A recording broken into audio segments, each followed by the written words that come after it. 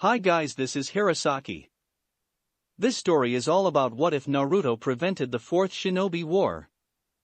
It was their last, desperate gambit. Their last hope. They pinned everything on a prayer that he could save them, and now, he's not even sure if he can make it count anymore. Before we start, kindly like and subscribe to this channel, and look over the description box for the author of this amazing storyline. Welcome aboard. Chapter 10. The one thing that hit him after he'd had time to calm down and recover from the shock of everything was a rather innocuous thing when taken into consideration on the grand scheme of implications. Itachi's present condition translated to.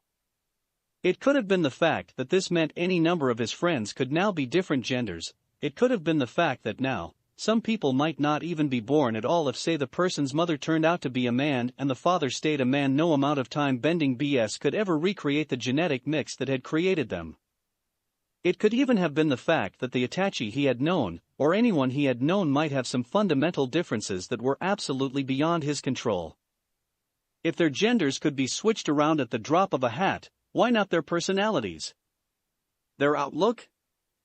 Who's to say Itachi wasn't a psychopath this time, or that Hinata wouldn't be shy, or that Ino wouldn't be bossy? Tsunade had changed due to cause and effect, Jiraiya dead, Dan alive, so there was a reason here. It just was. But that wasn't what hit him hardest out of this whole thing. If anything, it had been a passing thought. If it was that way, there was hardly anything he could do about it. He'd just have to roll with the punches as they came. If any of those things came to pass, he'd have to grin and bear it, so to speak. So no, that wasn't his biggest concern. What hit him the hardest was the realization that he actually found Itachi pretty. Now, Naruto had a difficult job. At the age of 16, now 18 if one added the years he's been living his new life, he'd killed more people than most men killed in their entire lifetimes. But that doesn't change the fact that, from a maturity standpoint, he was still very much a young man, wholly inexperienced with the nuances of life outside of his duty. So, this realization brought forward a very important personal question in his mind. Does this make me gay? And this was the cause of his current state, sitting on his bed glaring out his window, as the gears in his head ground on squeaky, rust-covered hinges to try and answer this, most pertinent of life's questions.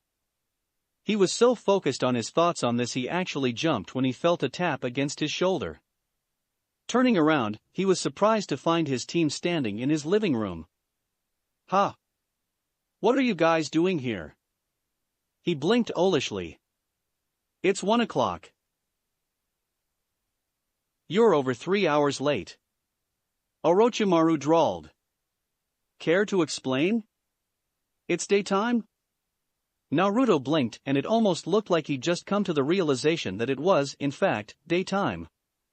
"What the hell were you doing?" Ryoko asked, crossing her arms. Naruto opened his mouth to answer when he thought better of it. "I was contemplating the universe." The looks his team threw at him were just priceless. The snake shook his head first. "We're late enough as it is. Get yourself ready and let's get to training." His words brought another impending little worry that had been nagging Naruto for a few weeks now. "Actually," he ventured carefully, "we need to take some missions." Orochimaru rounded on him. "I'm sorry. I believe I'm the one who decides what this team does or does not do." "Fine," Naruto drawled. "Then decide where exactly I'm going to get the money to pay my bills next month." The Sannin opened his mouth then snapped it shut. "Since I became a Genin, I don't get any more money from the village programs. I've been living off my savings for the last 2 months, but by next month I'll be in the red. We have to take some." He paused, almost cringing at the word.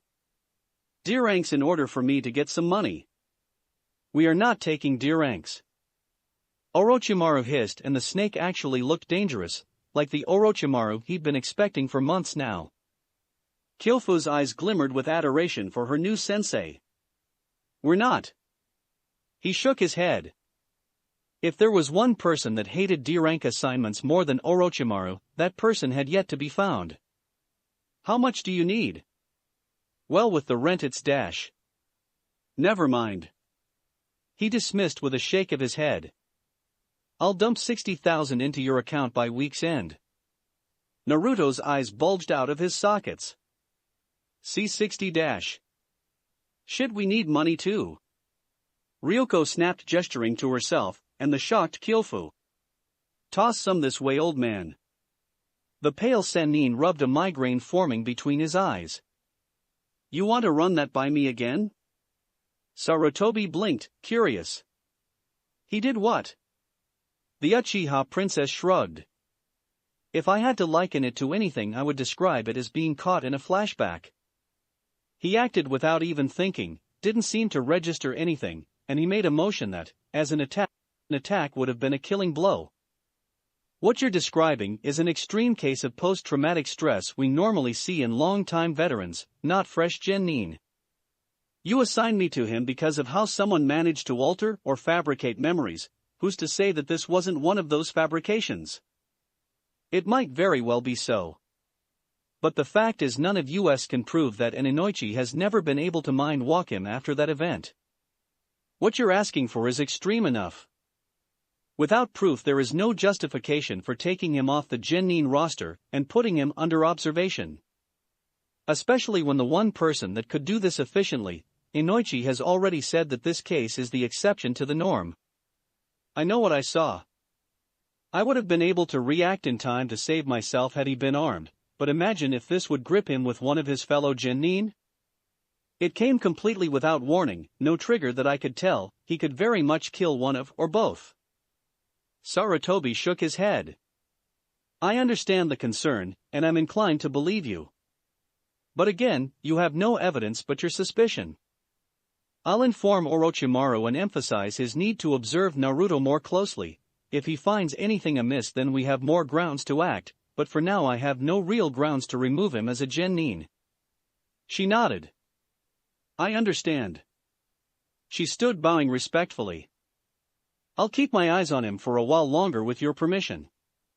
You were supposed to be reassigned months ago. 2 years with no incident. You and Kakashi are some of my best, and it's a waste of resources. It's been a waste of resources for a year now. I've kept you on because I felt you needed the vacation. It will be on my own time, she assured. The old man let out a breath through his nostrils. Tell you what. I'll let you stay on his detail until the Chunin examinations. At that point, Orochimaru should train them to be sufficiently strong enough to compete, and Naruto won't need you as his protector anymore. I thought the exam applications wouldn't be open for another month? We haven't even found out where they're going to be held. You really think Orochimaru isn't going to get those kids ready just to show up everyone else? He deadpanned. The door suddenly opened, much to the protests of his secretary, and both of the room's occupants looked and found that, speaking of the devil, did indeed make him appear. Orochimaru and his team marched into the Hokage's office. The two girls looked stiff and nervous. Naruto followed easily. Sarutobi leaned back in his chair. Itachi's eyes found Naruto, who tensed a little at the sight of her before offering a smile and a wave. She eyed him for a moment, almost checking to see if all was well, before nodding in greeting. To what do I owe the pleasure? Sarutobi asked as he began to light the tobacco in his pipe. After much debate on the state of my own bank account and rapidly diminishing sense of charity, I've decided we need a C-rank mission. Hopefully one a little on the high end, payment-wise. You're asking for a C rank and you've yet to take a single D rank assignment in nearly 3 months since this team was formed?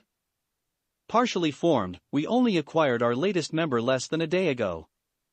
Which means the teamwork on this team is handicapped until she acclimatizes, which D ranks are meant to do. D ranks are plebeian assignments made by people too lazy or busy to cut their own lawn. She's an experienced genin, already participated in a Chunin examination. Naruto and Ryoko have been teammates for several months. Ryoko's shown aptitude for teamwork and personal sacrifice in her genin examination. There's no reason for you to avoid the D ranks I've been looking to paste you with since I heard you wanted a team. Now the old man was grinning smugly. Orochimaru snarled. You've been dreaming of this, haven't you? With a huge smile on my face. The sadistic pleasure was almost palpable. The Sannin worked his jaw, staring into the old man's eyes as if he was willing him to burst into flames. Alright, what the hell do I have to do to get out of this? Sarutobi rocked in his chair, looking for all the world like a gentle lounging old man. Nothing. I just really want to see you slog through these plebeian assignments. He smiled. How about I owe you a favor? You still owe Tsunade too. She hasn't banked them. And that's not even relevant. Okay, I'll tell you what. I'm, quite frankly, dying for a vacation. I'll give you your C rank. In exchange, after these next Chunin exams, I go off on a sabbatical for a week or 2 or 3, Tsunade will be left in charge, and you will do absolutely everything she says during that time to help her out. Shouldn't she be banking on her favors for that? He asked. She'd try. He said, raising his hands in a shrug. But by the time she gets everything sorted, realizes, and is willing to admit she needs help, my vacation will be done, or you'll have skipped town on some pretense or other. You know, between you and her I'm gonna get a complex that no one trusts me around here. We know you better than that. He smiled, pulled out a scroll and tossed it.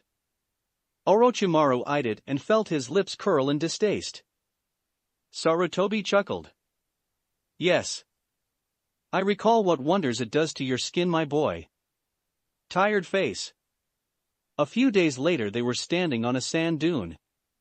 While all of them wore some desert-adequate clothes, heavy cloaks, light colors and such, one of them, Kyofu, was blinking at a body huddled beneath layers of heavy cloth. Truth be told, if not for the eyes peeking out from under them, it would look like a mound of discarded fabric. They could barely make out the shape of a human body under there. You're being ridiculous, you know? The mocha-skinned girl drawled.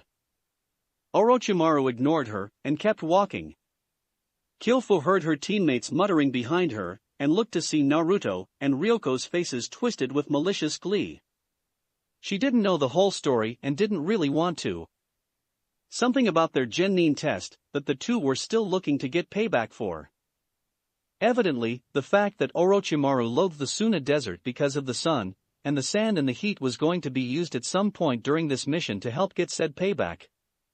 You know, she ventured. If you do end up screwing with him, he'll just take it out on us in training later. Don't care. Ryoko laughed. It'll be worth it.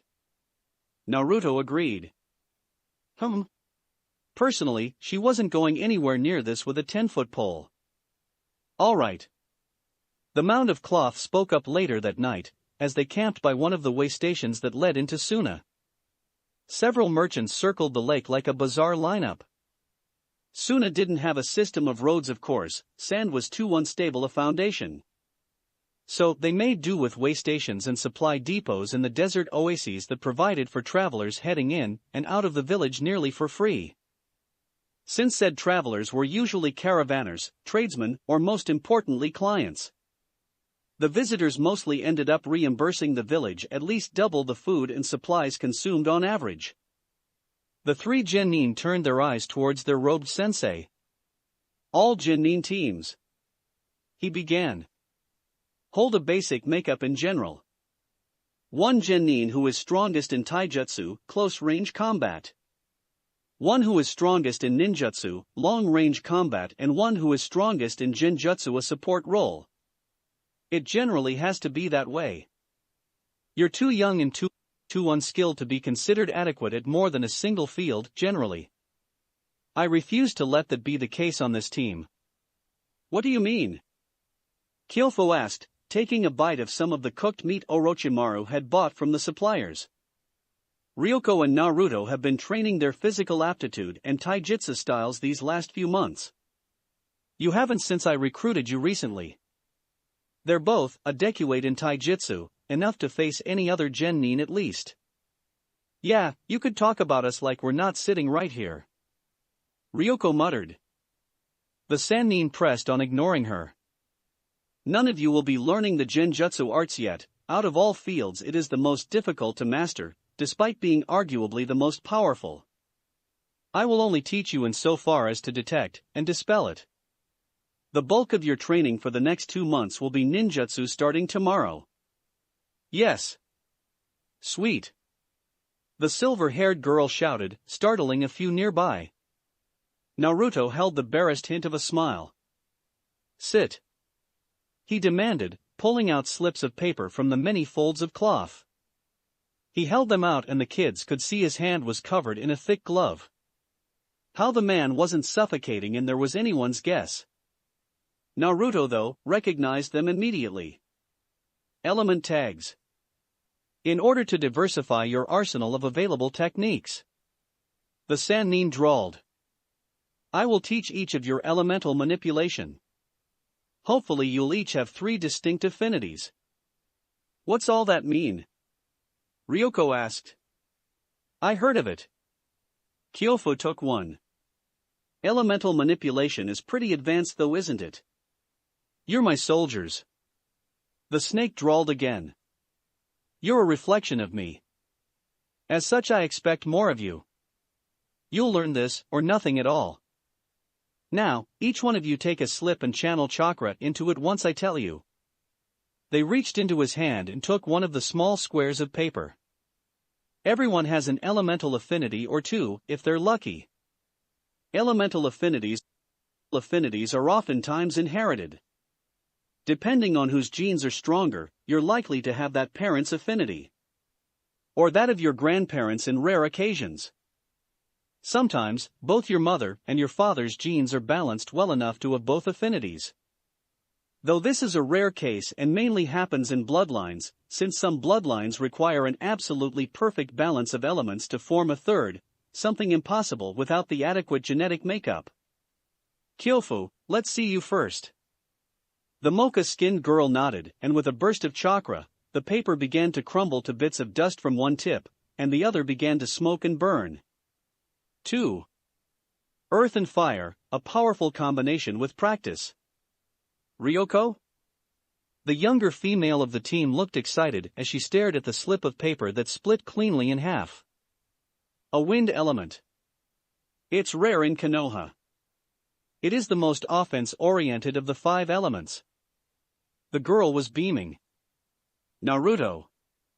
The blonde channeled chakra into his slip, already knowing it would split in half. To his utter shock, once it split, one piece of the paper crumbled to dust, the other became soggy and brittle with wetness. He froze.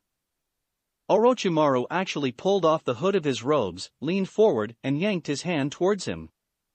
Gah. Hey Dash. That's not possible. If ever there was a moment Orochimaru looked like he'd been smacked across the face, this was pretty much it. Maybe the paper's busted?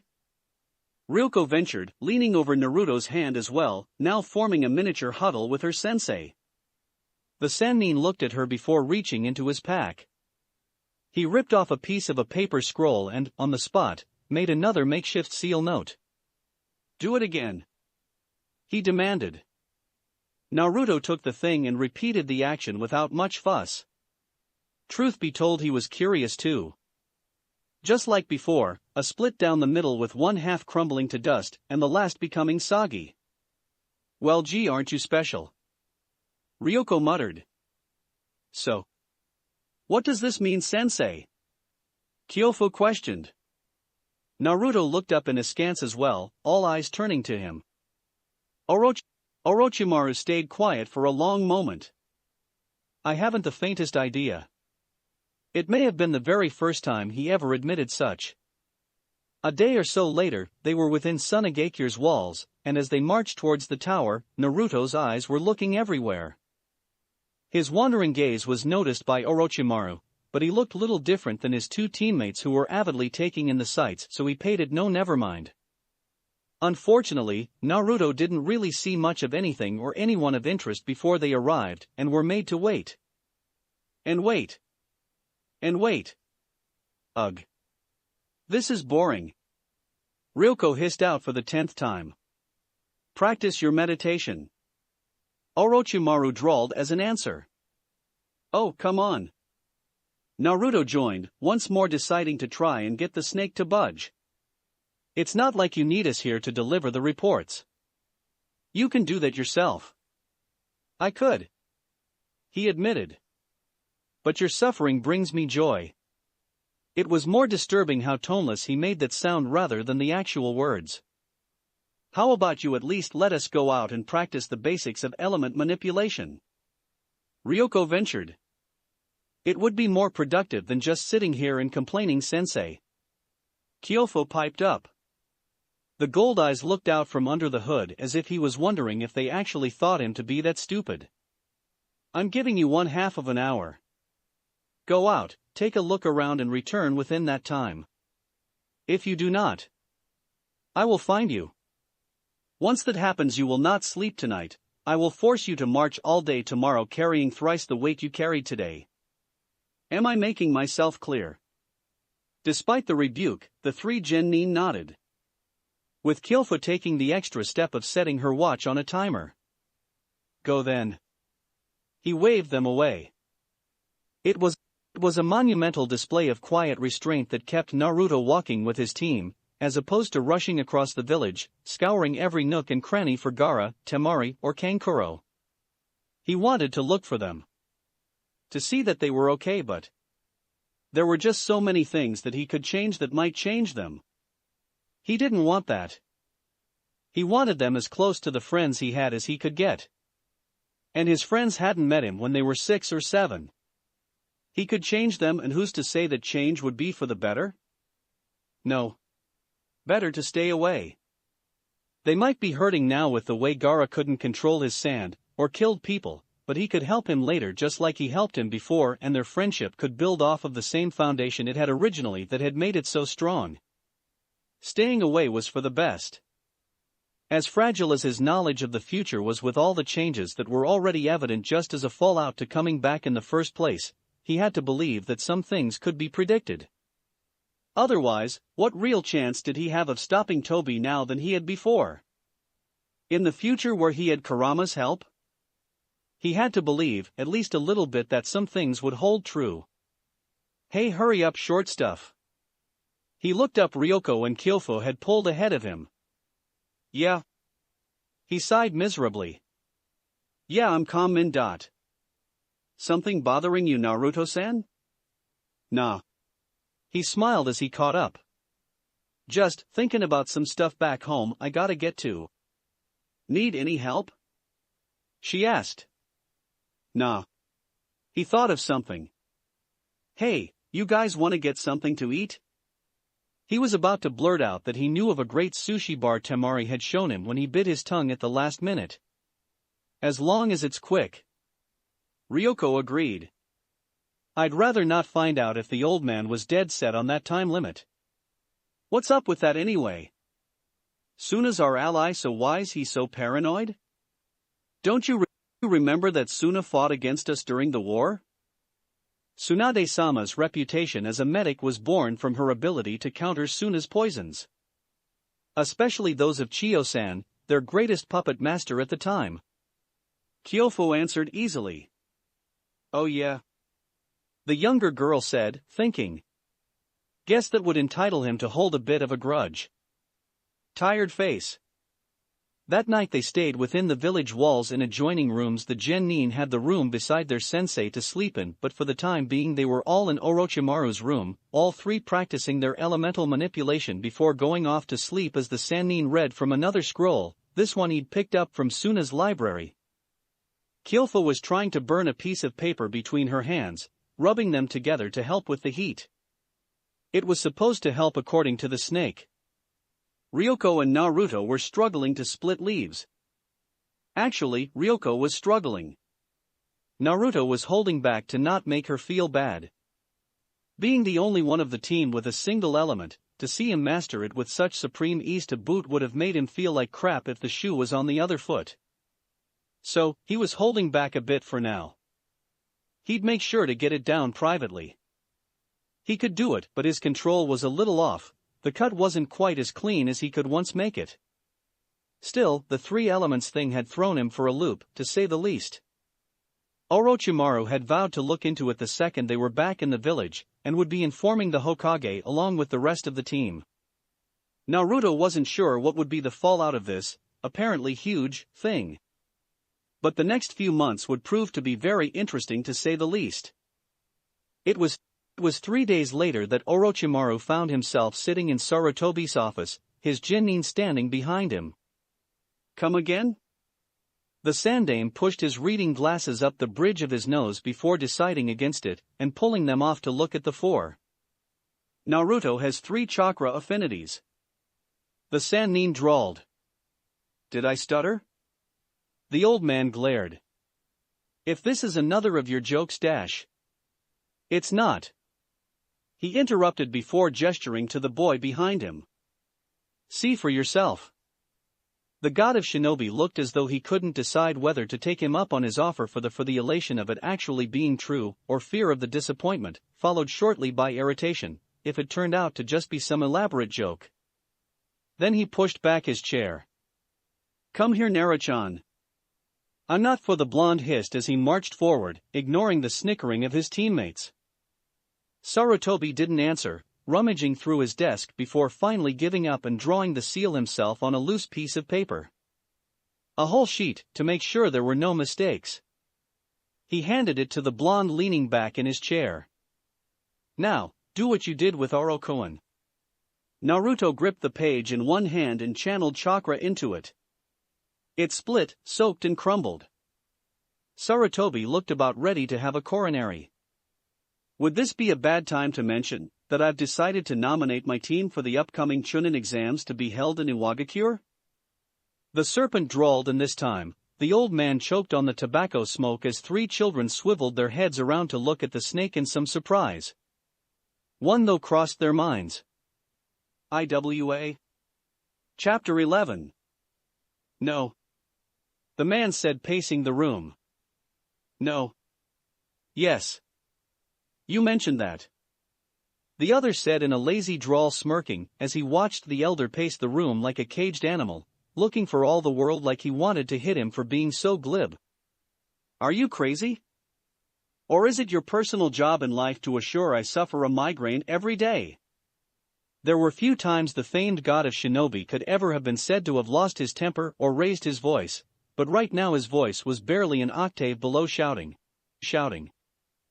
Maybe my need to give you a permanent migraine has driven me crazy? And now he figured he should really stop before Sarutobi decided one surviving student was enough for his tastes. He opened his mouth then closed it, deciding to think a little more before he'd speak this time.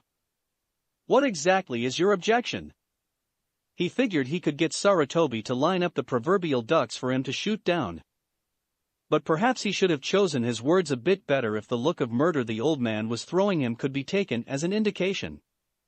My objection, he spat, is that you're nominating team for the Chunin exams that barely has a week's time together as a whole team. My objection is that, not only by your reports, but the Jinnin statements, you've nominated them while only having taught them physical and chakra control exercises. My objection is that they've barely learned any team formations or jutsu since leaving the academy. My objection is that, despite these things, not only did you decide to go forward and nominate them for an exam by all accounts they seem woefully underprepared for, but that you've decided to drag them cross-country to the single most hostile neighbor we have that's just as likely to try stabbing you and your students on sight as opposed to letting you into the gates, in order to do it. Well, if you're willing to say to hell with the treaty and host an independent exam here, I'll be more than happy to Stop. Treating this like a joke. The snake let his mouth close, though the smile still remained. All right then. He began. First, the team barely has a week's time together, this is true, but that's only true in terms of Kyofu. Naruto and Ryoko have been teammates for the full time the team has been in existence. And Kyofu is adjusting well to them, and they to her. 3 more months, which is about as much time as we have before the exams, should be enough to finish that. He moved to continue before Sarutobi could start again. I've taught them taijutsu and assured that they can easily overpower any genin in a hand-to-hand fight. Ninjutsu comes now. As I said, we still have 3 months' time to get their skills to a level that is adequate. Add to that 2 wind elements powering up a fire jutsu, and most teams they face will be overwhelmed from that alone. The team formations and attack patterns they'll get from practicing their jutsu and taijutsu with me. It'll sharpen their focus, their hand-seal speed and coordination. They'll learn it quickly because with the physical exercises I've put them through before this, would already condition their bodies to handle extensive periods of strenuous activity. As for IWA letting us in through the gate, they can no more violate the treaty than you can without alienating any cooperation from any of the other villages. Raya Tenbin would destroy himself economically. You're not going. The old man's response was flat. You're being overdramatic. The Sannin drawled. And you're getting on my nerves. Now get out. And if I catch one whiff of this stupidity again, you don't want to know all the hell I'll bring down on you. You don't get to play with the lives of your students just to up your own reputation. I know you get off on strutting around like you're smarter than the rest of the world, but I thought I taught you better than that. The Sannin huffed through his nostrils, closing his eyes. Fine. Fine. Just like that he stood and marched out of the office. Sara watched him leave. Knowing his student far better than that. That had been far too easy. He was planning something else. He just couldn't figure out what that something was. The answer came to him a month later in the form of a letter.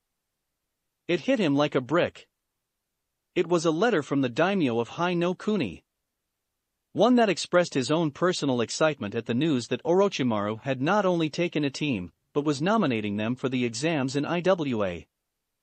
One that also expressed the daimyo's plans, that he would be traveling to view these exams personally in order to give a full show of support for the participating genin, and for the death dealer of the last Great War. One that assured the Sandaime that, given the impossibility of his own attendance to the exams, the daimyo would do everything in his considerable power to make certain Iwagakure did not try anything untoward against the genin, or their sensei. He forced himself to sit in his office and wait for the anger to subside. And yes, that was putting it lightly. When he finally pulled himself to his feet, he told his secretary to postpone everything for an hour, signaled his guard detail to stay out of earshot, then he marched himself across the village towards the training ground, taking deep breaths of his pipe as he nodded at the passerbys that greeted him. Soon enough he made it to the training grounds, where already he could see the students working diligently on their chakra manipulation, with Naruto and Ryoko conversing, perhaps helping each other. They had forsaken splitting a leaf, having already done that, and had now been thrown head first into the deep end, with Orochimaru demanding of them to split a fist-sized rock, judging by the number of said stones scattered around them with gouges of varying length and depth carved into their surfaces. The eldest, Kyofu, was practicing a set of hand seals Sarutobi recognized as the Gokakyu technique, one of the earliest and easiest fire techniques to wield. He found Orochimaru reading nearby. It was Ryoko that noticed him first, whatever focus she had on splitting the rock abandoning her in the moment of surprise and splitting the air with the sound of grinding stone before she pulled her hand back to reveal several deep scratches to go with the thin coating of rock dust now on her hand. Hokage-sama! She gasped, bringing Naruto and Kyofu's attention back around towards him. Hokage-sama! Jijiak! The blonde got a smack on the back of his head. Orochimaru smiled. Sarutobi smiled at the children. I've just come to borrow your sensei for a moment. We have some issues to discuss. The Sannin rolled up his scroll, stood and began to march towards him, that ever-present smile still on his face. None of you are on break, keep practicing, he demanded before marching up to Sarutobi's side. The old man turned and walked without a word. They were quite a distance away when Sarutobi finally came to a stop in a random place in the training grounds he deemed sufficiently isolated. You know, he began, speaking softly, eyes closed, mouth set in a grim, thin line. I don't set a great deal of rules here, especially not for you and Tsunade. I have a tendency to play favorites. That's always been one of my biggest problems. Oh, I nev dash. Be quiet. The word was such a deadly hiss Orochimaru's mouth immediately snapped shut, and the ever-present grin fell off his features. Given that fact, maybe I was wrong in my thinking. Saro continued, but I believe that when the time comes that I do give you an order, make a demand, even a request, it's not entirely unreasonable to expect that order to be followed, distasteful as you might find it. He turned and looked at him for the first time in the conversation. Tell me, is that an unreasonable expectation, Orochimaru? No. It isn't. Evidently you've become rather apt at lying. The words were a growl, but Sarutobi's features never shifted from stern indifference. The younger man had nothing to say to that. There was a heavy silence between the two of them, and Sarutobi stared into Orochimaru's eyes, disapproval shining through every fiber of his being as he looked on the man with eyes the man could barely recognize, let alone stomach now that they were directed at him. Disappointment. You have your nomination. He drawled. You get to go to IWA with the daimyo's delegation when they arrive. His voice never rose, it never seethed or hissed. But they were reverberating through him like a thunderstorm. If you never believe a single word I tell you, believe this. If anything happens to those children, if we lose any of them as Shinobi, I'm holding you fully responsible. I'll strip you of your rank, and lock you into a cell for the next 10 years as a start. The Sannin tilted his head to the side a bit, the smile returning and staying there. And if they win? The disgust that decorated the older man's face was like a punch to the gut. That's all that ever matters to you, isn't it? Winning. Being better than everyone. That's not how the world works. It's always been how it works. He defended. We won the second and third wars by being better. We've remained the strongest of the 5 by being better. By winning. We lost Jiraiya because Hanzo was better than us. Individual strength is what carries a shinobi to his rank, his reputation, his prestige, and his survival. It is how this world works. It's best that they learn that. And yet here you are standing on the shoulders of children to give some boost to your own. You're putting their lives at risk, and risking open war if something happens to the daimyo, to serve your ego. And it's sickening.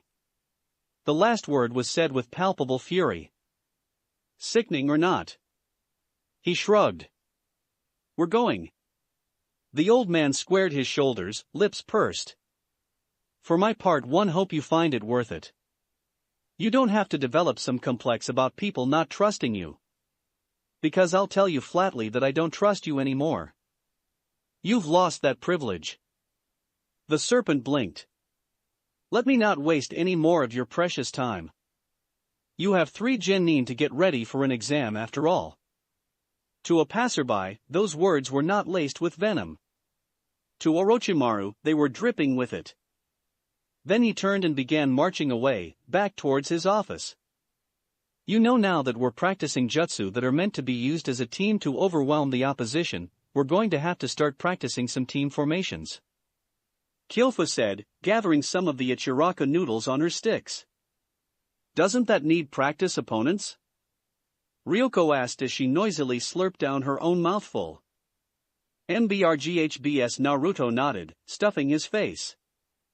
They couldn't tell if it was agreement with either of them or a compliment to the chef.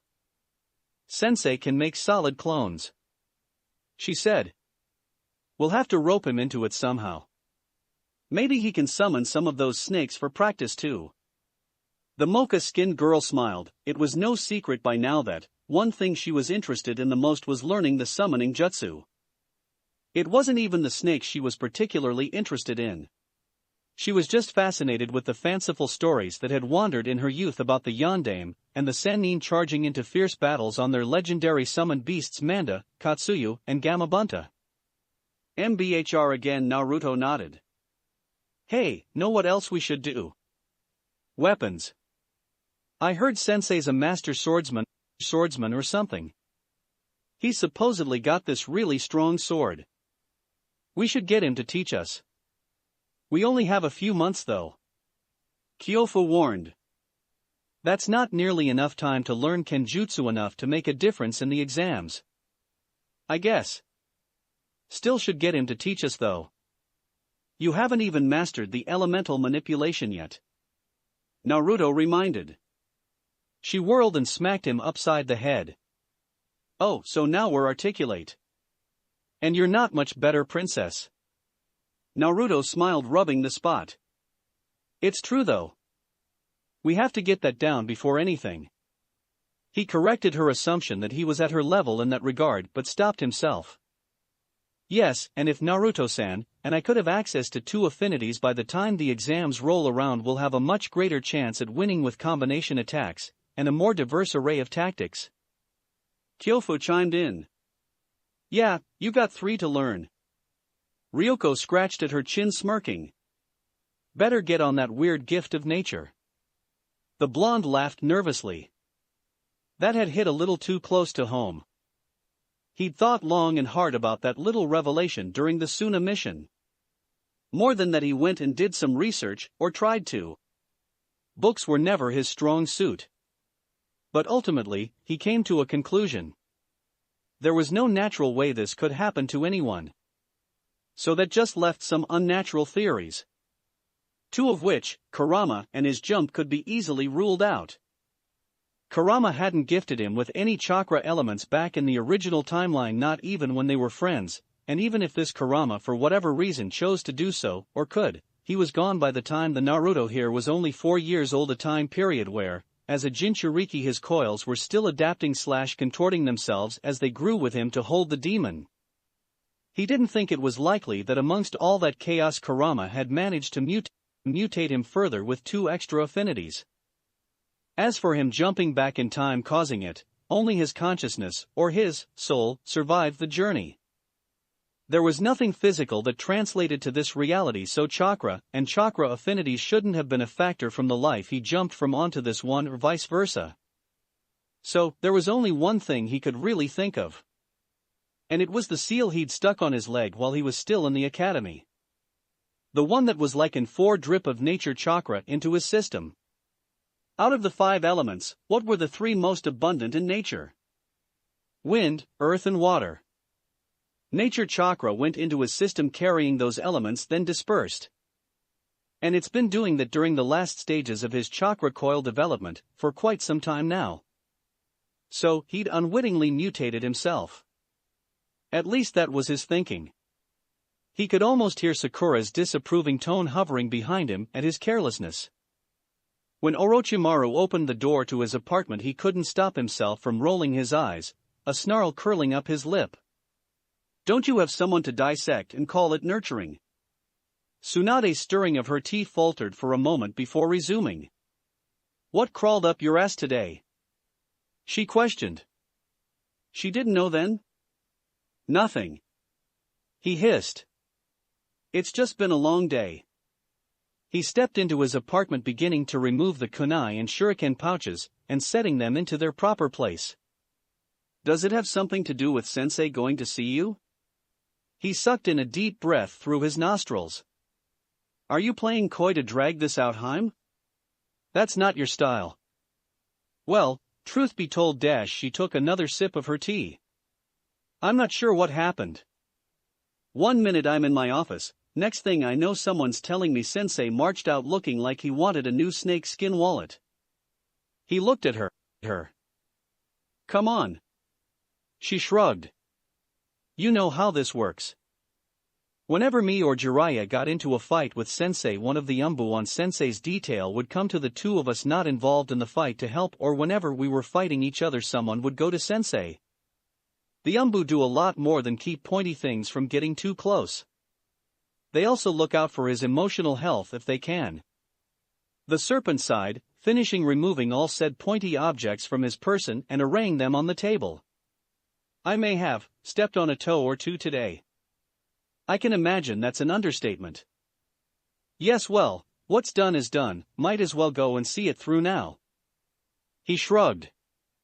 He's already angry anyway. She drank some more tea. He sat down on his couch, and saw a smile begin to form on her face. "What's so funny?" he questioned, his tone curious. "This isn't the first time your little head games got you into some crap, you know. You remember the time when we had to rescue the daimyo's cousin's nephew, or some such thrice-removed relative or something? I believe it was his niece's daughter." He drawled, a smirk finding its way onto his lips. "And then you decided to kidnap her instead. It was Jiraiya's idea. We had to get out, and you know he could never be cruel to little children. What I remember is sanctions. Lots of them. For all of us, and I wasn't even involved in your little stunt. And the worst postings in Kusa ever. It rained for those whole 3 months. You weren't scot-free of your little flubs either, Heim." He chuckled. "Need I remind you of a certain incident with a Kumo Chunin and a little sack dash? Finish that sentence, and I will kill you with your own teacup. We were never to speak of that again." The snake chuckled. She smiled back, serving herself some more tea. "Still, we always managed to work it out and pull ahead." His smile was still there, but it was a thin thing at his next words. "Except for the one time we didn't." The clinking of her spoon stopped, then it resumed. "Yeah, except for the one time we didn't. They called us heroes for that one time. That might not happen this time, at least, not on a level that matters." "What exactly did you do?" "I'd rather not get into it. If I say, then you'll just get mad, and then I'll have to argue with you for 3 hours until you try to punch me or destroy half my apartment, and I'm just not in the mood. You'll find out through the rumor mill in a few days anyway. Then you can come back and try to kill me when I'm in a better mood." She shrugged. "Suit yourself, I guess. Wouldn't it be better just to get it all over with in one day, though?" "It would. But you nag." "I do not. Old women do that." "You said it, not I." He laughed. She threw the teacup at him. Tired face. It was 3 weeks away from the exams when the Sannin and his team stood in the village square, with the 3 students decked out in their finest clothes, bought and provided by their sensei upon a strong suggestion from the Hokage. It wasn't every day, after all, when they were to meet the daimyo of Hino Kuni. These itches. SHH. Kyofu hissed. The blonde grumbled. So far, half the village had turned up, lining the roads for a look at their seldom seen ruler really. Ultimately the Kage answered to the daimyo. The other half was probably there too, just hiding better. It wasn't long before they heard the beginnings of the fanfare, with a lone horseman carrying the daimyo's standard across the village, his horse galloping ahead of a small column that trotted through the village gates, crimson banners and gleaming sets of armor, swords and spears. When one entered a militaristic village, one did so as a military leader. He rode at the column's head, a man far younger than Sarutobi, 30s or early 40s at most. All his hair was still raven black in a top knot over his head. His beard framing his mouth and chin was neat and trimmed, skin slightly more tan than most Hino Kuni citizens. 2 swords were strapped to his waist. The most surprising thing, though, was his armor. It was made of wood. Wood scales like a dragon's hide covered the arms and legs in overlapping patterns. Curved pauldrons looked sturdy enough to knock down a door. The curia had the leaf symbol and the daimyo's name etched onto its front. The helm, which was under his left arm, depicted a dragon's head, fangs and scales, and eyes that seemed unbelievably detailed given that it was a carving. "Betcha he won't do well against Uchihas." Ryoko snickered. "He might." Kyofu corrected. Every piece of that armor was supposedly made by the Shodan himself.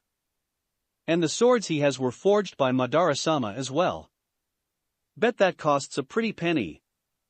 Naruto thought. If it was even true, of course. A lot of power could be held in mere rumors. If it wasn't, then the daimyo was either really brave, or really stupid to be walking around in a suit of wood in a place where people could breathe fire. The man dismounted from his horseback straight, shoulders spread, he handed off the helmet and marched up the stairs with little pomp or ceremony, making a beeline straight for Sarutobi, several of his guard following close behind. Hiruzen stood in the full regalia of his robes as the Hokage of Konohagakure. The man marched right up, spread his hands out and smiled as he enveloped the older man in a hug that seemed to dwarf the elderly ninja. "It's been too long, old friend," he said, loud enough for the words to carry across the space. It has. Sarutobi answered, much softer spoken. The younger man pulled back, crow's feet showing as he smiled. "I only hear from you on formal occasions and funerals. We don't talk anymore. Why is that?" "Forgive me," Sarutobi answered. "I've been so focused on managing things here that I've neglected other aspects of things that are not bound by duty." The message was clear. We're still weak. The Third War had barely been over before the Kyuubi rampaged through Konoha, killing a third of their standing shinobi forces at the time. Couple that with the grievous losses of the Third War itself, and Konoha had lost nearly half of their fighting force, 600 to 700 ninja of all ranks. Some of that number was mitigated by the decree that all retired ninja were to return to active service. Still, retired was retired for a reason. Mental health, crippling injury, old age. They weren't what they once were. Many of the young office clerks and assistants had been drafted to field duty. Given that the academy graduated one class per year for an average of 30 to 40 students, that meant that in 6 years they'd only recovered, numbers-wise, 200 of those 700 that had been lost. When taking into account the inevitable casualties, that number was cut down even further. The only thing that consoled this was the simple fact that Kumo, Iwa and Suna had all suffered their own wounds in the wars. It wasn't called the Great War simply because Konoha participated. Endless, unremitting war was fought across every borderline and territory in the continent. But even so, Kumo's aggressive military expansion and the known fact that they, just like Iwa, possessed 2 Jinchuriki made them the most likely to actually be held as the strongest village, not Konoha, whose Jinchuriki, while a prodigy, was still just a genin, and their Kage was an aging man well past his prime, which was not the case of the Yondaime Reikage. In truth, the one thing that was bolstering the village numbers the most, ironically, were the clans. The remnants of the Senju and Uchiha, despite not inheriting the powerful bloodlines of their founders, Madara and Hashirama, both clans kept strict training programs even for distant relatives that had married outside the clans and had adopted different surnames. Sometimes the children weren't even enrolled and simply nominated for the exams. The same held true at times for the Aburame and the Inuzuka. These were the people pumping more recruits into the village rather than civilians, who sometimes forbade their children from becoming genin at all. Still, 40 per year. And that's only if every team passed their exam. The daimyo smiled, message received. I can imagine. But now we can see the fruits of your labor, he exclaimed and turned his eyes towards the pale Sannin he'd ignored till now. Orochimaru, let me get a good look at you. It's been too long since the Battle of Reeds. Orochimaru bowed at the waist. I remember. Kutusama led the charge that served as the perfect diversion for our infiltration. Burned the castle and managed to get back in time to help us cut our way out of the encirclement. The now identified Kutu, at least, Naruto assumed so. He couldn't imagine Orochimaru calling anyone Sama. I'm looking forward to seeing this team of Dash. He paused, looking them over for the very first time, freezing his gaze on Naruto. His mouth hung open a little and Naruto saw him swallow. What is your name, boy? My name's Uzumaki Naruto, he answered. Who are you? Shoresp. The daimyo held up his hand, silencing his guard's rebuke. A smile danced on his face. I trust, he began. You'll give those Iwa quite the show, won't you? The question was rhetorical, and before Naruto could answer, the man turned and looked at Sarutobi and Orochimaru. Both men's faces were calm and placid, reflecting nothing as their liege all but beamed at them. We are very pleased, he said with a hearty laugh. And now it's time to please you. Come. We bring gifts from the capital for all of you. At those words, some more men stepped forward, these carrying crates and chests between them. They were led by a younger man who bore some likeness to Kuta. He couldn't be older than 18 or 19. He bowed, greeting the men formally as the soldiers behind him did the same. Sarutobi, Orochimaru, this is my son, Takichio. They bowed. And the daimyo paused again, his eyes blinking for a moment before his smile became megawatt bright. Tsunade! He yelled, hands flying open to embrace the woman.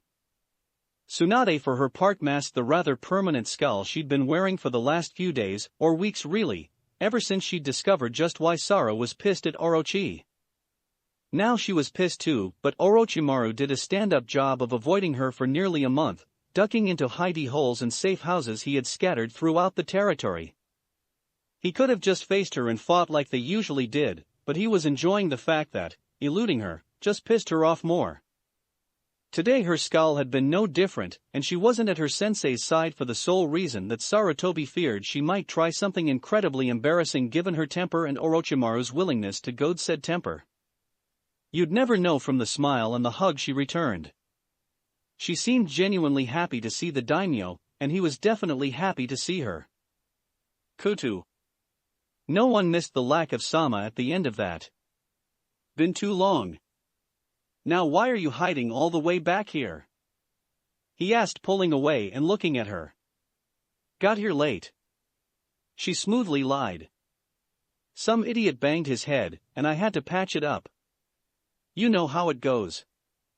Got to squeeze in here just before your guy rode up with the flag. The man smiled, then he looked behind him, gesturing as he spoke. Oh, I've not introduced you to my son, Takichio.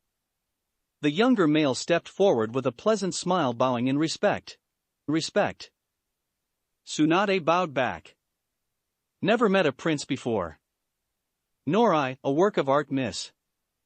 With nearly any other male it would have sounded like a cheap pickup line. But the little princeling actually made it work somehow, even as Naruto choked on his own spit somewhere behind them. Then the prince's father walked up behind him. Thin nose, strong jaw, high cheekbones, fair skin. You'll have beautiful children together. Father. The younger man gasped, appalled and blushing furiously. Tsunade didn't meet their eyes and didn't say a word. Instead she raised up her hand, showing off the ring. The daimyo's face contorted in pain. Oh, my girl, you wound me. He patted his son on the shoulder, as though consoling him on the loss. Who is the lucky man? I must meet the man who ended up taking away my dreams of beautiful heirs.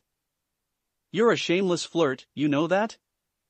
Tsunade chuckled as Dan coiled his arm around her waist, bowing as best he could while keeping a hold on her. Don't tell my wife. He quipped in response before he looked at Dan. He frowned. Dan became nervous. I don't recognize you, he said after a moment, then he smiled. But you are the luckiest man in the world. The white-haired ninja nodded and bowed again with a smile. I know it. Still, you didn't invite me to the wedding. So, you'll name your firstborn after me to make up for it. We haven't celebrated the wedding yet. Oh good, then we'll celebrate it in my summer home, or wherever you want. I'll pay for everything, and you'll name your first child after me in gratitude. You are dead set on this first child thing, aren't you? Tsunade crossed her arms. I wanted you married to my son. You've shot that down, so I'm aiming a little lower. He laughed. He turned to look and saw his soldiers still holding the crates. He blinked at them curiously. Have you all been standing there this whole time? Give out the gifts. What are you doing waiting? Go, go, go. The men immediately began moving towards the various nobles and clans they could recognize, and the gifts/chests had been designated for. Kuta shook his head. Have to tell them when to breathe or they'll forget. He muttered. It was morning when he arrived at this place, the sun barely peeking over the horizon. He and his team would be leaving the village with the daimyo's entourage that day. But before that, one last little contingency. He marched through the familiar halls that hadn't changed in 30 years. Passing by doors of classrooms before he finally opened one. Its lone occupant turned and looked at the sound. A small smile of crooked teeth lighting her face. "Ah," she said, turning her eyes back to her work. "To what do I owe this exactly? Did you break something?" Orochimaru snorted. "I didn't do that even when I was enrolled here." He looked down at the desk where multiple strips of cut-up paper were spread throughout. "What's this?" She took a second to release the scissors and adjust her grip before pulling the thing in her hands apart to reveal. "Paper dolls." Zae exclaimed, laughing at the string of small girl shapes hanging from her fingers. "My great-granddaughter, she was just born 2 days ago." "I hadn't heard." "We didn't say." "So, what brings you to my neck of the woods?" "Make it quick, I've only got a few minutes before I have to go get ready." Orochimaru shrugged and held out a letter. "I find myself woefully low on people who can keep a secret." "Gee, thanks. Nice to know I'm first choice here." She reached out her hand to grip it, finding the envelope sealed. "What's going on?" "Taking something of a dangerous mission. I've argued with Sensei. It was slightly more heated than normal. And I simply figured I'd leave this here with you in case something happens. And not Tsunade or Anko because Tsunade and Anko are both curious, they'd open it. My words are for Sarutobi-sensei, not them. Kakashi is an shinobi. He's ethically bound to not keep secrets from his Hokage no matter what they are if they involve village affairs. Gee, what the hell am I? Chopped liver? If you're gonna go out and do something stupid, I have to tell him too." There was silence after that before she opened up a drawer, stuffed it in and slammed it shut. "I'll keep my mouth shut in one condition." "What's that?" "Whatever stupid thing you're planning doesn't involve the dismemberment, or death, or poisoning, or whatever else can happen of your students. If you're the one putting your neck out to be chopped off, that's your problem. The kids are mine." "I promise," he answered. She nodded. "All right then. Go and be a productive citizen." She leaned forward. "Don't make me regret trusting you." He nodded, stood up and left. She went back to cutting up her paper dolls. Naruto washed his face and brushed his teeth, feeling a smirk gracing his lips. The Chunin exams. Right. On time. He was one step closer to be where he needed to be. He got dressed, double-checked his supplies, and made ready to walk out the door when he stopped. There was someone there. "Anshan," he greeted with a smile. It was less weird calling her Anshan. At least for now, while he still got used to the idea that Itachi was a girl. She nodded. "You're leaving today?" "Yeah, Chunin exams." He answered. She nodded again, reached into her cloak and pulled out a pencil-thin scroll. "I can't follow. I heard too late to file the proper forms. So, you're without me for a while." Naruto's smile was sad, but genuine. It was nice to know she cared. "If you're in trouble, and near Konoha's border, use it." "What it does?" he asked, blinking as he took it in his hand. "You don't need to know. Just be within 10 miles of Konoha's border, and activate it if you're in trouble." Naruto smiled, looking at the rolled-up parchment before stuffing it in his pocket. He looked up at Anshan. Then he spread out his arms and stepped forward, hugging her at the waist. He'd worry if this made him gay later. "Wish me luck, Anshan." "You don't need it," she answered, patting him on the head. "Use what brains you have, and you'll be fine." He looked up and smiled at the expressionless mask. She tilted her head to the side, reminiscent to that first mouse and hawk feeling he'd had when they first met. "When I return as a Chunin, you're treating me to Ichiraku's." She nodded, even though he knew she hated ramen. Chapter 12. You and I have been playing this game for years, he said. We've done this, over and over and over again ever since I took on my responsibilities. It has to end already. This is unhealthy and one of us will end up killing the other if it doesn't stop. So how about a truce? Inoki-sama? Someone called. The diminutive Kage turned, glaring at the Chunin at the door. What?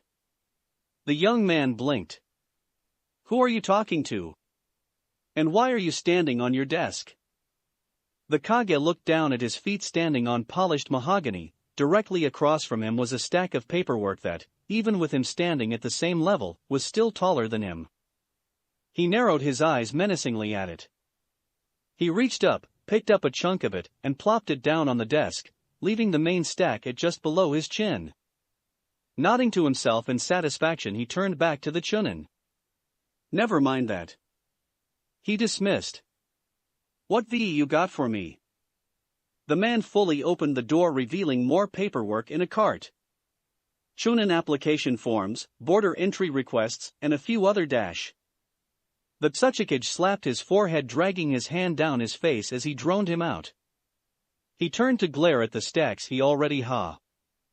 He blinked when he realized that the main stack was taller than him. They're breeding. Somehow, he had a feeling that this was going to be a long day. For the group of children, especially Ryoko, the novelty of riding a horse vanished rather quickly. Horses sucked. They stunk, they bounced, they chafed, left you sore for 3 days after you got off, and they stole your ramen. That last part held true only for one of them, but the point still stood. Horse riding was not faring well with them. Given the fact, however, that they needed to travel with the daimyo, they couldn't run at ninja speed and walking would just slow everyone down, so they were stuck with this. They were on the last leg of their trip, only a few hours from Iwagakure after nearly 4 hours ride already. My lord, one of the samurai said, riding alongside the daimyo. We should rest the horses here for now.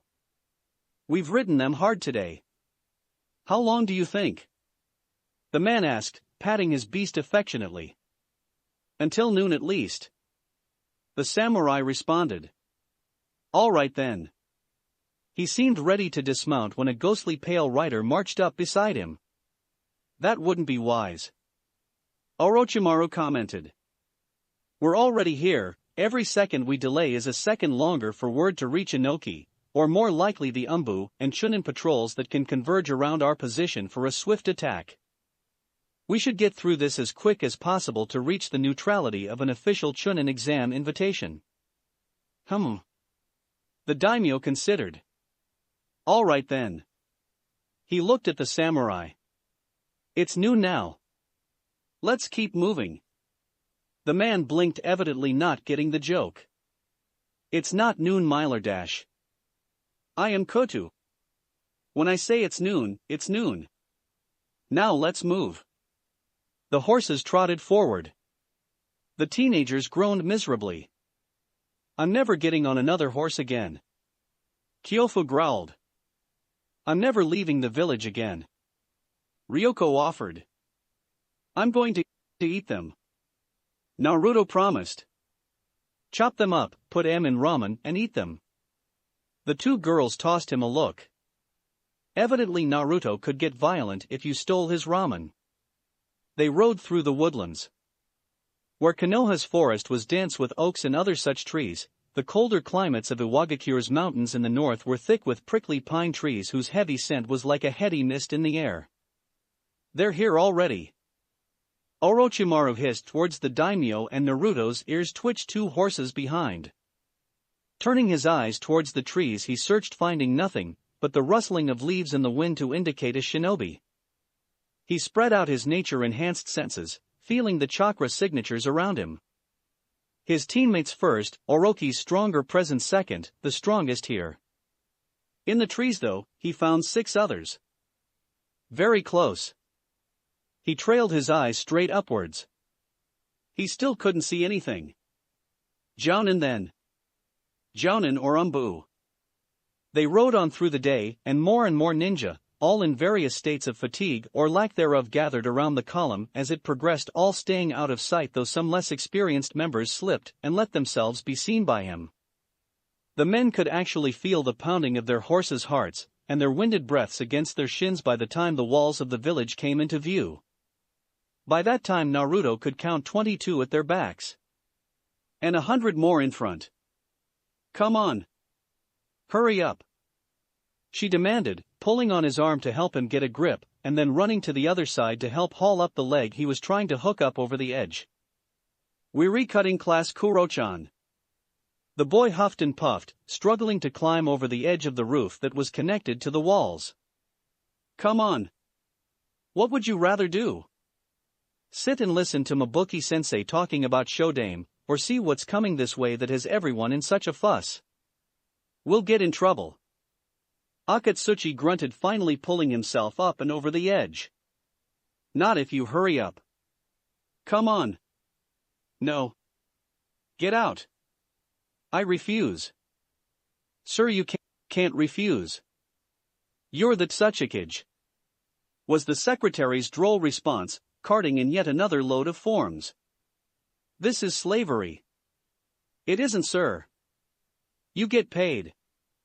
It's cruelty and unlawful torture of the elderly official." "There's no such law, sir." "There is now. You'll have to sign a form for that, sir." Thunk. "Sir, pick your face off the desk. It won't help you." Anoki glared at her.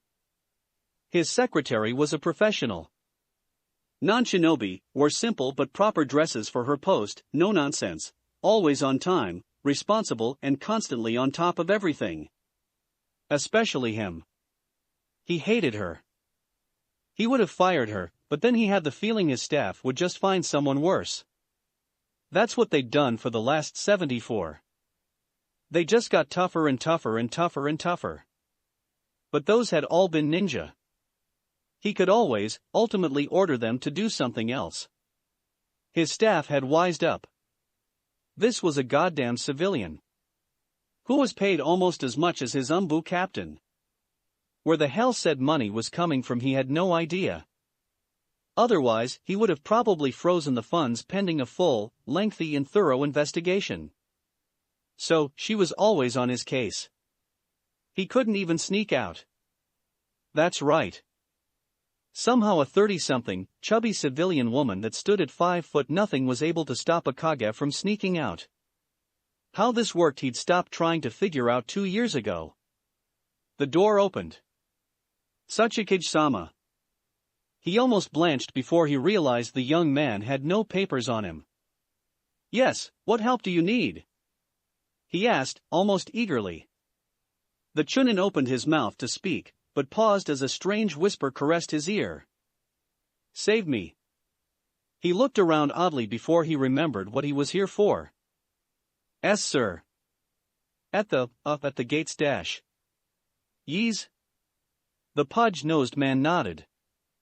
"Who's at the gates?" The daimyo." Anoki blinked. "Michiza didn't say he was coming." He muttered aloud, hopping down from his chair and getting ready to march out of his office. "It's not our daimyo, sir." That made him pause. "Who then? Kyumo? Kusa?" The Chunin swallowed and was about to answer when Raya Tenbin. "Open your gates. This is not how you treat invited guests." "Hey. They're calling Tsuchikage-sama, aren't they?" "Yeah." Kuratsuchi answered, holding herself up on crossed arms, resting just beneath her chest on the wall's railing, her feet dangling. Akatsuchi standing beside her on his tiptoes. The Sannin pulled back his index and middle finger from the side of the daimyo's throat, the visible chakra receding from the pale tips. "Was that really necessary?" he asked. "Best to declare our intentions for everyone to hear." Kutu answered, clearing his throat with some light coughs. "Now they can't attack and allege something else so easily." Easy being the relative term here. The Sannin grinned. Anything starts to happen, I order you to get those children back towards the border. Orochimaru said nothing for a moment. Our duty would be to guard you, he said simply. Protecting the daimyo was the duty of all shinobi, no exceptions, not even Genin. To hell with your duty. The man answered simply, you get that boy back across the border. Revenge in 10 years when he's older and can take out a third of their army is still revenge. Pretty obvious for you, wasn't it? He chuckled. You may as well have held up a sign. Speaking of which, I thought you would have changed some of that by now. I can't hold a jutsu on him from a distance strong enough to fool Inoki. Might as well just let him and everyone else find out up front as opposed to hiding it and having them find out later with an outrage. The fire that burns slowly lasts longer but spreads the least. He nodded. I see. The gates groaned open. Konohas were made of wood, like most significant structures and items of Konoha made of wood. It had been forged by the Shodaime Hokage himself. Iwa's gates were made of stone. Black as midnight, obsidian glinted in the afternoon sun, the village symbol carved proud into the singular southern village gate. They said it couldn't be broken, forged by some mysterious art of the Nidaime. Its magnificence was even greater than Konoha's. It was also heavier. So, when the doors finally opened fully, it was no surprise to see that, at the other side were two massive elephant summons pushing both respective gate. Armored and ready for battle as well. There also seemed to be quite a few helpers. Ones with glinting forehead protectors. And a short, 3-foot-nothing old man marching right towards them. Come on. The daimyo laughed. Let's get off. Wouldn't want him to feel worse, he whispered. Orochimaru's smile grew a little wider as he, the daimyo, and the head of the man's guard, dismounted. He saw his students do the same behind them and refrained from saying anything. They just make things more interesting. The sennin marched at the daimyo's side, placing the most subtle of genjutsu over his own face to make his rather distinctive features more bland. They stood directly across from the old Kage, two Iwa jounin at the man's side, him staring up at the daimyo, and the daimyo staring down. Being the guest, Kuta bowed his head first, hand and fist meeting between the two of them. Ryatenbin. He greeted through use of his long-standing title. It has been a long time. Inoki bowed, if only just. Your visit is rather early, Magajiro Dano, he said. The spectator open portion of the exam is nearly 2 months away as of yet. We're competing. Orochimaru chose to speak up, dropping the subtle illusion, his pale face morphing out of the shadow of the genjutsu.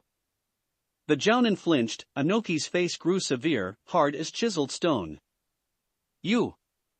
He growled. Kuro-chan. That's Orochimaru of the Sannin. No way. Can't be. She narrowed her eyes. Grandpa would kill him if it was. It is. Akatsuchi insisted. Mabuki-sensei said he was all pale like a ghost and had black hair. There are probably plenty of people in Konoha like that. She countered, knowing that her grandfather, the strongest ninja in the whole village, would wipe the floor with the Sannin if he ever came here and didn't hide like he was so famous for. The Sannin plastered on the sickening smile that still haunted the nightmares of Iwa veterans. Me. He laughed. Me, remind me, what was that splendid name your brave elites gave me after the night raids of rice fields? It does me so good to hear it from time to time. It brings back the memory of their screams. He turned his eyes toward one of the jounin, the youngest one. A gleam of serpentine eyes and a potent, focused killing intent had the man break out in a cold sweat, a visible shudder running up his spine. His smile grew a bit. Ah yes, that was it, the death dealer. Enough. Inoki cut his hand through the air in a sharp gesture, and the suffocating illusion was lifted from the younger man. I agree. The daimyo rumbled. We've come to enter your team into the exams, Orokoan. Not to have you goading Ryatenbin's men in the streets. You actually have a team? Anoki raised an eyebrow. He'd heard rumors, but the thought of this twisted creature with students was beyond his belief. The Sannin turned to look over his shoulder. Your eyes must be going in your old age, Raya Tenbin. He stepped aside, allowing the elder man the full view of the three kids. Anoki ignored the insult and took one look. Then he froze, his face contorted in a seething fury. Naruto felt the killing intent slam into him like a physical blow. He was almost caught off guard by it. Though there had been some hostility when they first met in his own time, it was a bucket of water compared to this ocean that was leveled out before him. Then he remembered that it had only been 7 years or so since the end of the war. It had been 16 by the time he met the man the first time. 16 years is time enough for tempers to cool and memories to dull. 7, evidently, was a whole different story. Anoki took one step forward and Orochimaru was there, blocking his path, and his line of sight again, smiling glibly though his limbs were tensed for an attack. You! The words were such a seething mass of loathing Orochimaru could almost feel the acid burning the back of the Kage's throat. Me? He laughed again. Holy crap, that was intense. Ryoko breathed a little easier as soon as the killing intent let up. What in the world happened there? Kyofu shuddered. That wasn't just some random prejudice. It couldn't have been. Naruto frowned, droning them out, already hearing the escalating voices between Inoki, Orochi, and the daimyo, watching how the ninja around the gate tensed and the samurai at their backs did the same. It couldn't go like this. He didn't know Inoki well. But he knew IWA Ninja. He knew them, fought with them, bled with them, and watched friends die beside them. Just like before the prejudice was here, it was just fresher in their minds. If he could overcome it before, he could overcome it now. But he couldn't just let this whole thing spiral out of control with Orochimaru goading the man into a conversation that would leave Inoki frothing at the mouth for a chance to kill them again. It couldn't go like this. Without any warning, he stepped forward and moved to march around the serpent. What are you doing? Ryoko hissed, moving to grab him before he darted out of her reach and peeked his body around Orochimaru's leg to look at Inoki, who was staring up at the two men. Instantly, in the most childlike voice he could muster, which was rather easy all things considered, he spoke clearly and loudly. Hi. He smiled. I'm Uzumaki Naruto. Wanna be friends? It was rather amazing to be standing at the cusp of a city, surrounded by more than 100 people, and yet have it so quiet one could hear a pin drop. Hey, who's that kid? What did he say? Kuratsuchi asked. Don't know, he's smaller than us. Everyone's smaller than you. Tired face. Inoki swiveled his head around, giving him the most incredulous look anyone had ever seen on the man's face. You what? He balked. Naruto stepped around Orochimaru's leg fully, standing nearly at eye level with the Kage. Well, I'm friends with Sarujiji and he's the Hokage. You're another Kage too, so you wanna be friends too? He smiled the megawatt bright smile. Inoki's face still hadn't changed from that gobsmacked look, as though his brain was still trying to process the original query and just kept finding a hitch of logic or an error along the way. Finally he seemed to snap to his senses, features growing stern again, though the killing intent was far less than it had been before. No. Naruto frowned, pouting like a child. Why not? The daimyo nodded, chuckling. Yes. Why not Raya Tenbin? He seems to be a good enough boy. The Kage looked like he was about to curse the man out when he bit his tongue. We'll make the arrangements for your stay.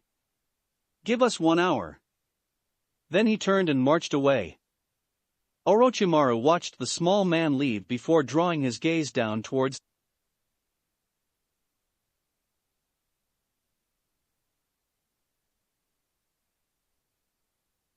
the top of Naruto's head. He hadn't said anything. But he knew the boy had just recognized the danger and acted to manipulate with those words. Very curious. tired face. Ha! That's it? This was boring. Akatsuchi concluded, pulling himself back off the railing. What happened? Kuratsuchi growled.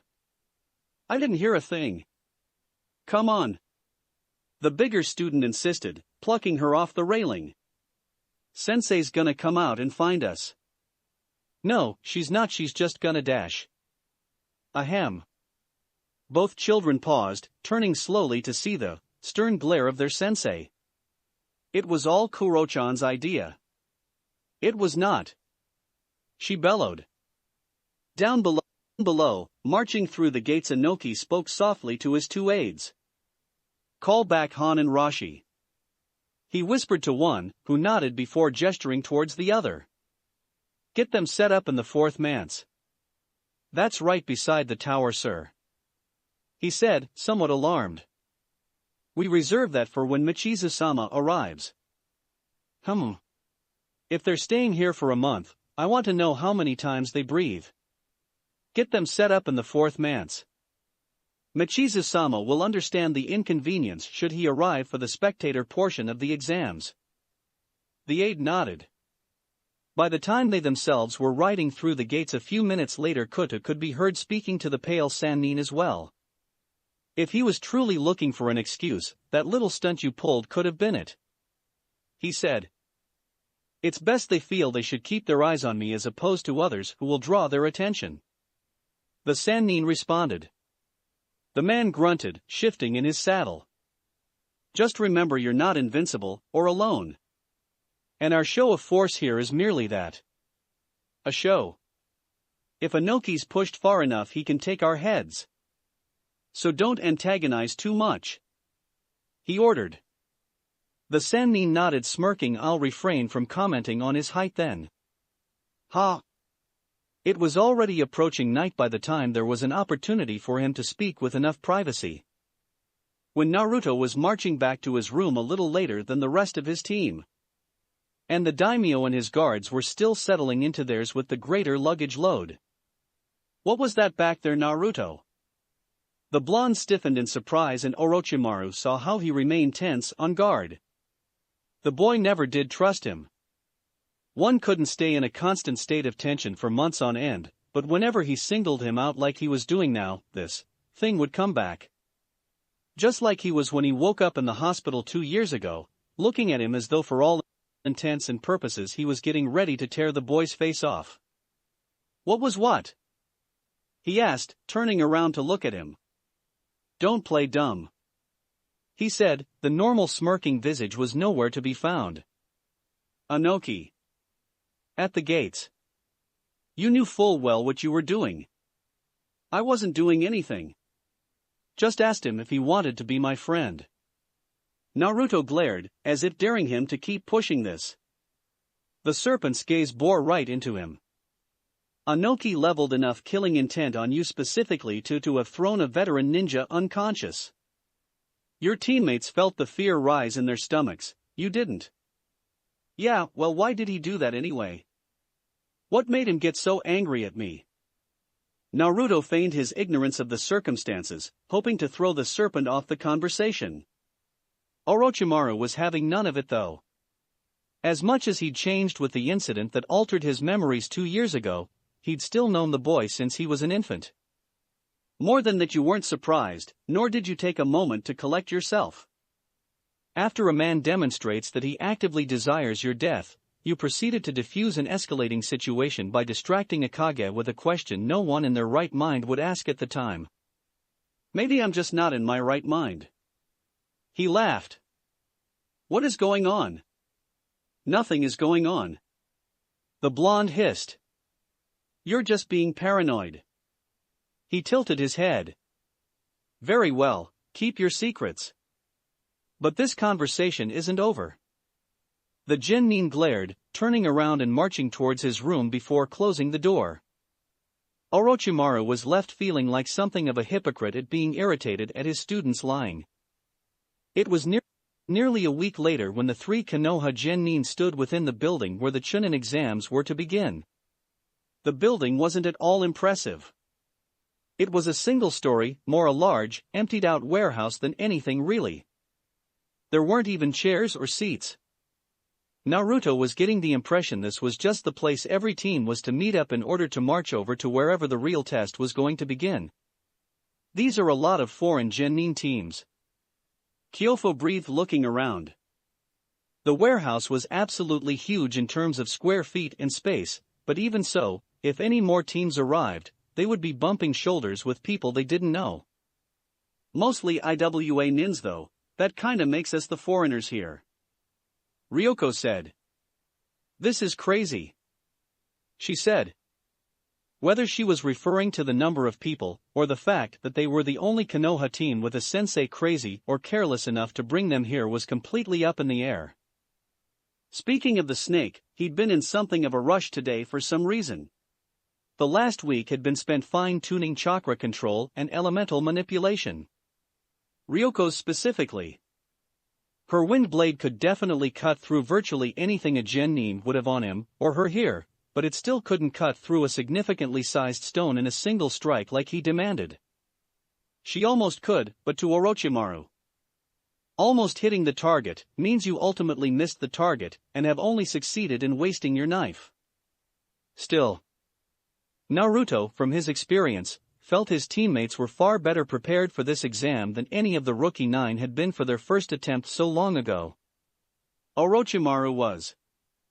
The blonde paused, face scrunching up at the near thought. A demanding teacher. Still, they didn't seem to realize it. Which was fair considering that Orochimaru monopolized so much of their time. They hadn't really had the chance to interact or measure themselves against any of their old classmates.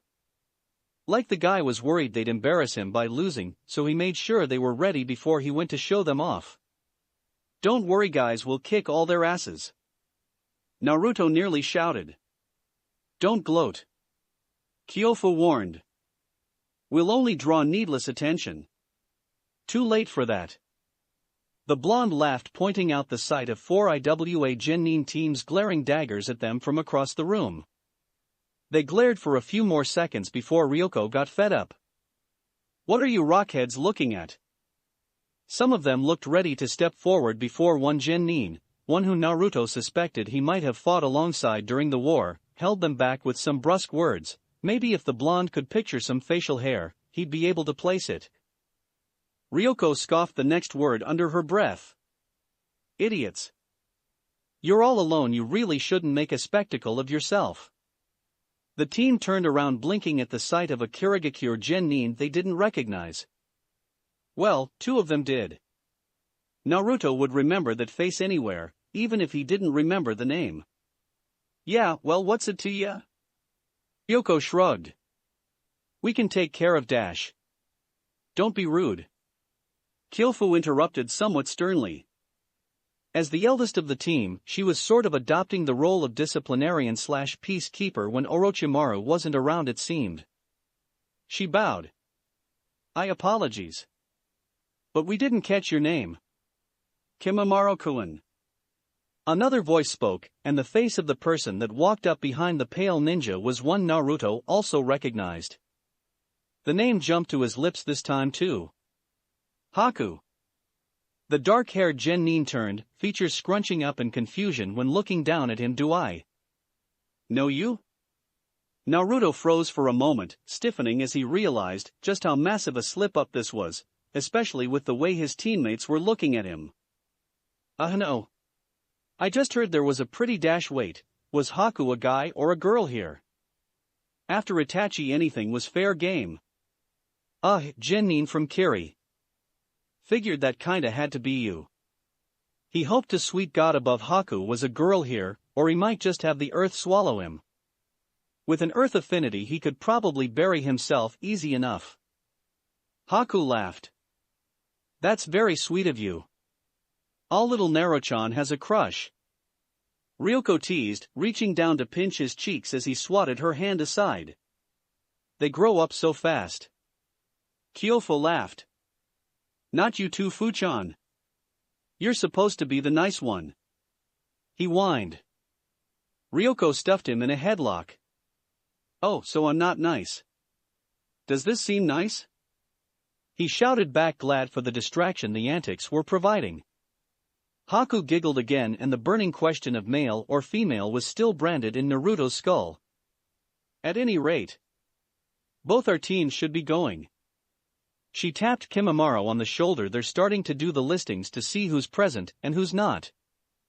Naruto stood up on his tiptoes to see a dozen Chunin had filed into one side of the warehouse and were checking teams off the list as they filed closer towards them. Looks like the Chunin exams had begun. That's it for this reading. Hit like and subscribe for a free ticket pass going to the different worlds of anime fanfictions. Looking forward to having you on board again.